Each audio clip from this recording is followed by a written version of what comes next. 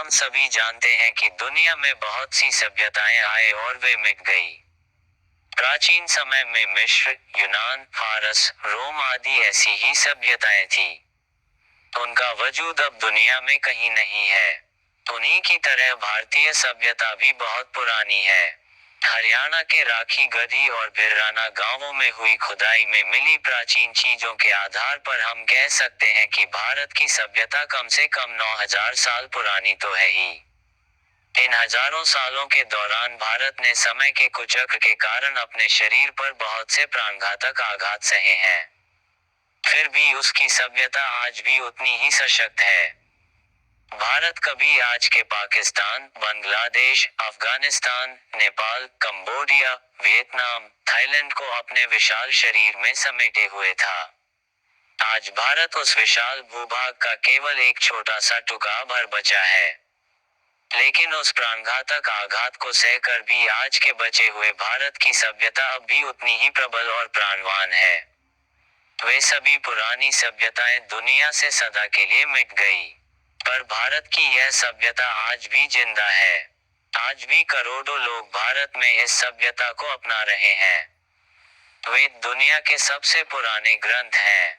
वे प्राग ऐतिहासिक काल से लेकर आज तक भारत में लगातार गाए जाते रहे हैं।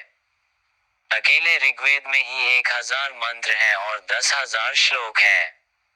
ऋग्वेद के अलावा अथर्ववेद, सामवेद और यजुर्वेद 3 और भी वेद हैं। उन वेदों पर ही भारतीय सभ्यता टिकी है। यह सभ्यता भारत के लोगों की रोजमर्रा की जिंदगी का हिस्सा है। सोचने की बात यह है कि वह कौन सी वजह है कि यह सभ्यता आज भी जिंदा है और दूसरी सभ्यताओं की तरह काल के गाल में नहीं समा गई। इसमें कौन सी ऐसी खूबी हो सकती है जो इसे आज तक जिंदा रखे हुए है? एक बात तो इस सभ्यता में साफ तौर पर दिखाई देती है। वह एक बात है इसकी यह सोच कि एक ही सच्चाई को हजारों लोग अपने अपने ढंग से हजारों तरह से कह सकते हैं। वे लोग अलग अलग तरह से उसमें विश्वास कर सकते ही हैं, लेकिन फिर भी वह सच्चाई एक ही रहती है। एक ही चीज को हजारों तरह से देखने और समझने का यह भारतीय दृष्टिकोण अति प्राचीन समय से मौजूद है। यही दृष्टिकोण भारतीय सभ्यता का आधार है। प्राचीन भारतीय संस्कृत साहित्य में इस दृष्टिकोण को सत्यमेकम विप्रा बहुधा वदन्ति के रूप में कहा गया है। आज के हमारे युग में तो इस दृष्टिकोण को महान वैज्ञानिक एल्बर्ट आइंस्टीन ने अपने सापेक्षता के सिद्धांत के रूप में वैज्ञानिक मान्यता दिलाई थी। पर बहुत बड़े आश्चर्य की बात यह है कि हजारों साल पहले भारतीय ऋषियों मुनियों को इस वैज्ञानिक दृष्टिकोण का कैसे पता लग गया था। यह भारतीय सभ्यता की एक महान उपलब्धि है। दूसरी इतनी ही स्पष्ट बात भारतीय सभ्यता में और दिखाई देती है। वह है उसकी इस बात में आस्था कि इस जग को रचने वाली एक परम शक्ति है। वह परम शक्ति ही इस प्रकृति को चलाने वाली अंतिम नियामक व्यवस्था है। उस परम नियंत्रण वाली शक्ति में भारतीय सभ्यता की यह आस्था इतनी पक्की, इतनी पुरातन और इतनी निरंतर है कि इस पर दुनिया आश्चर्यचकित हुए बिना नहीं रह सकती। यह उपलब्धि भारतीय सभ्यता की महानतम खोजों में से एक है। हजारों हजार साल पहले ऋग्वेद के जमाने के ऋषियों मुनियों से लेकर 2500 साल पहले महात्मा बुद्ध के जमाने तक और 2300 साल पहले सिकंदर के जमाने से लेकर आज तक भारत के लोगों की उस परम शक्ति में यह आस्था उतनी ही पक्की रहती आई है। वैदिक ऋषियों ने वेदों में उसी एक परम शक्ति का गुणगान किया है। बुद्ध ने भी उसी स्थिति को पा लेने को ही परम ज्ञान और निर्वाण कहा है। भगवान महावीर ने उस परम स्थिति को पा लेने को ही कैवल्य अवस्था कहा है। उसी रहस्यमय ज्ञान को 2300 साल पहले भारतीय योगी कल्याण ने सिकंदर को बतलाकर चकरा दिया था। उस ज्ञान से अभिभूत होकर ही सिकंदर उस योगी का दीवाना हो गया था। वह खुशामद करके उस योगी को अपने साथ ले गया था। उसी योगी ने सिकंदर को उसकी मौत के 6 महीने पहले ही उसकी मौत की भविष्यवाणी कर दी थी। ठीक 6 महीने बाद सिकंदर की मौत हो गई और सिकंदर के सिपह सालार उस भविष्यवाणी की सत्यता पर आश्चर्यचकित हो गए थे। उसी परम सत्य के ज्ञान को आदि शंकराचार्य ने अपने जीवन में उतारा था और उस रहस्यमय ज्ञान को भारत के कोने कोने तक लोगों में फैलाया था। उसी सत्य और ज्ञान को गुरु नानक, समर्थ गुरु रामदास, मीराबाई, रामकृष्ण परमहंस, लाहिड़ी महाशय, श्री अरविंद और ऐसे ही हजारों योगियों ने अपने जीवन में जिया था। उन्होंने भारत के लोगों को उसी ज्ञान की शिक्षा दी थी। एक तीसरी बात इस सभ्यता में और भी स्पष्ट दृष्टिगोचर होती है। वह है इसकी यह मान्यता कि वह परम शक्ति ही इस ब्रह्मांड को रचती है, इसकी रक्षा करती है और फिर इसको नष्ट भी कर देती है। सृष्टि की उत्पत्ति, रचन और संहार का यह कार्य उस परम शक्ति की इच्छा से ही सदा चलता रहता है। भारतीय सभ्यता इस देश में सनातन धर्म के रूप में जानी जाती है। यह सनातन धर्म उस शक्ति के इन तीन रूपों रचनाकर्ता ब्रह्मा, रक्षाकर्ता विष्णु और संहारकर्ता शिव के रूप में हजारों साल से पूजता आ रहा है। इसका मतलब है कि इस परम शक्ति के तीन रूप हैं। यह न कभी पैदा होती है और न कभी नष्ट होती है, बल्कि अपने रूप भर बदलती रहती है। यह बात आज के वैज्ञानिक युग में हम ऊर्जा के अमर और अनश्वर गुण के रूप में जानते हैं। इसे विज्ञान में ऊर्जा के अक्षरण का सिद्धांत कहा जाता है। कोई भी आदमी आश्चर्य किए बिना नहीं रह सकता कि सृष्टि के इस अमरता के गुण का भारतीय सभ्यता को हजारों साल पहले कैसे पता लग गया था। यह भारतीय सभ्यता की महानतम खोज है। उस रहस्यमय परम सत्य के ज्ञान और उस ज्ञान पर आधारित सत्यमेकम विप्रा बहुधा वदन्ति ही भारतीय सभ्यता के कालजयी होने का राज है। यह ईश्वरीय ज्ञान है। यह ज्ञान बहुमूल्य है। इस ज्ञान की तुलना और किसी ही ज्ञान से नहीं की जा सकती। भारत के पास इस ज्ञान का लगभग एकाधिकार है। इस एकाधिकार होने का मतलब है कि भारत पर भगवान की असीम कृपा है। एक के बाद एक महान योगियों ने इस रहस्यमय ज्ञान के भारत के पास होने और उस ज्ञान को कालक्रम में बचाए रखने के पीछे ईश्वर की विशेष इच्छा बताई है। यह ईश्वरीय इच्छा है भारत को एक विशिष्ट ईश्वरीय काम के निमित्त उपयोग करना। हम जानते हैं कि इस तरह की बात पर कोई भी यकीन नहीं करेगा। इंसान की बुद्धि इस तरह की किसी भी संभावना को कभी भी स्वीकार नहीं करती।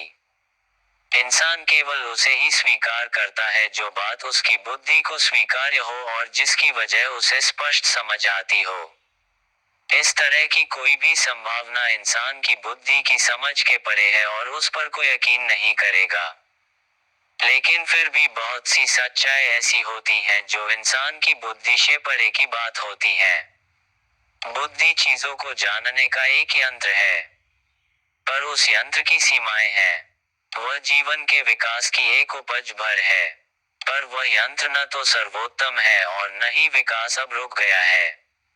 योगी ऐसी बहुत सी सच्चाई जानते हैं जो सामान्य बुद्धि नहीं जान सकती।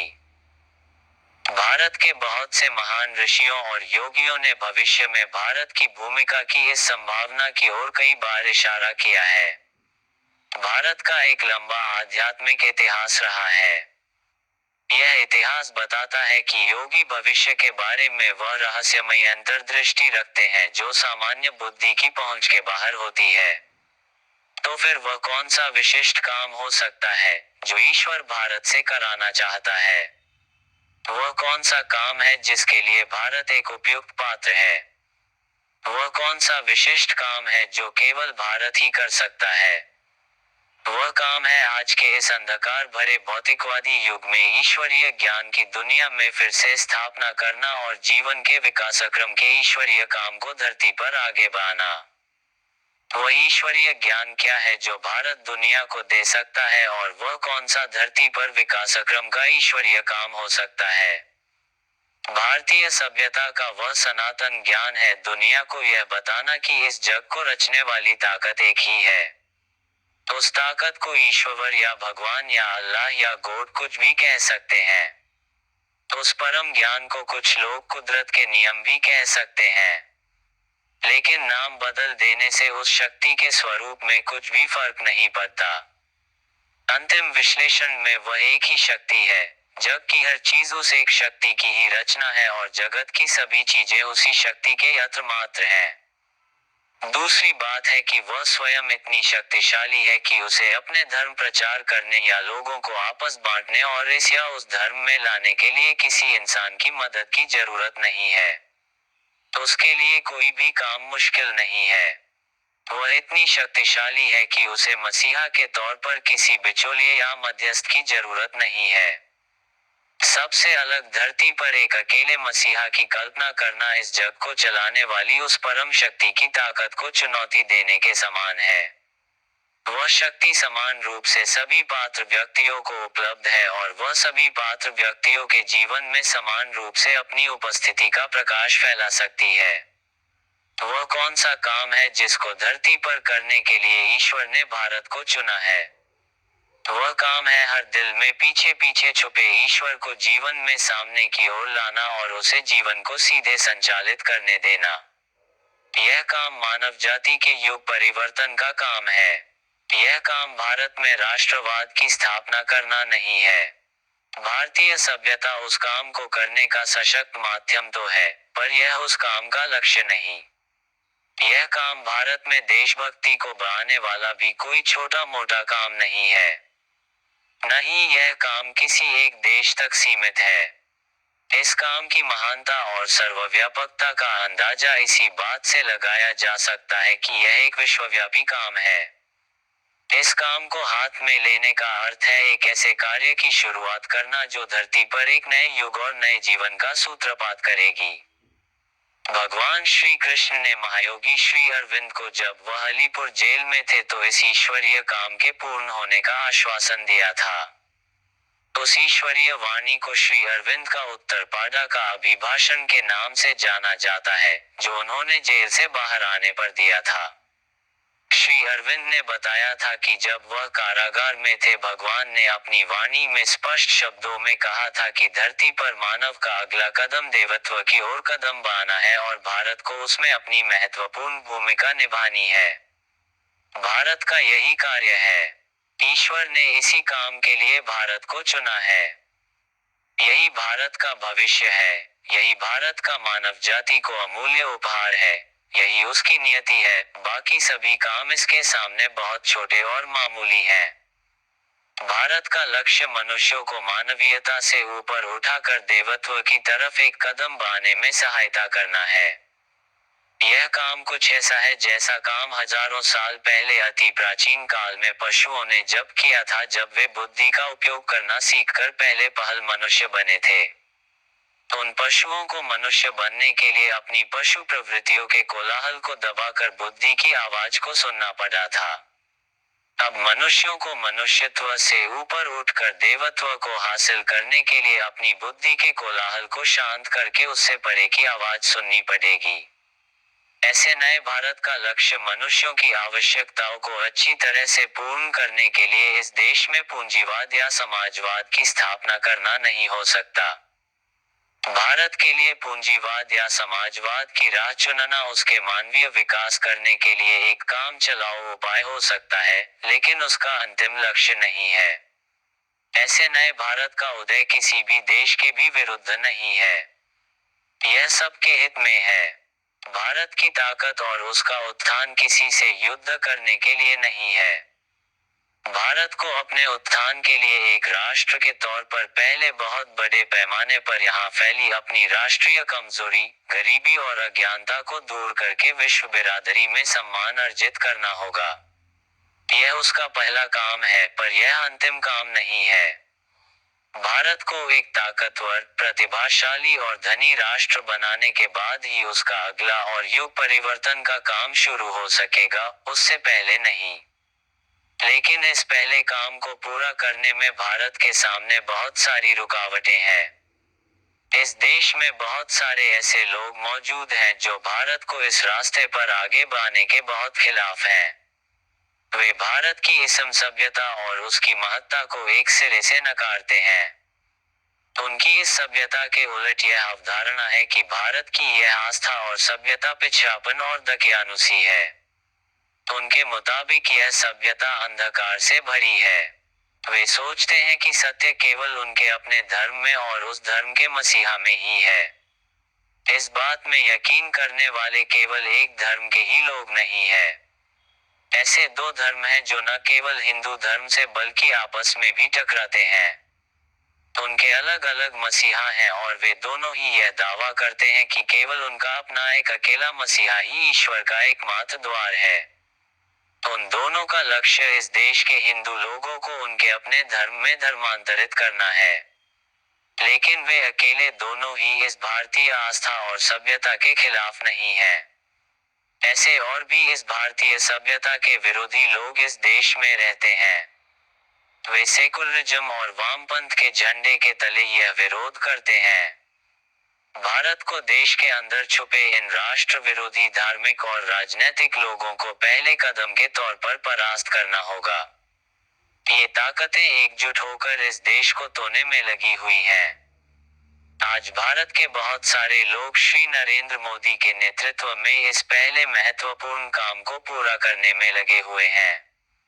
वे सभी अपने अपने अलग तरीकों से काम कर रहे हैं। उन सभी का योगदान मूल्यवान है। हम सबको भी जिस तरह हमसे संभव हो इस काम को आगे बढ़ाना चाहिए। इस काम को करने का हमारा तरीका अपनी योग्यता और रुचि के अनुसार भिन्न भिन्न हो सकता है। हम में हर एक का सहयोग और योगदान अति महत्वपूर्ण है। कोई भी काम किसी दूसरे से कम मूल्यवान नहीं है।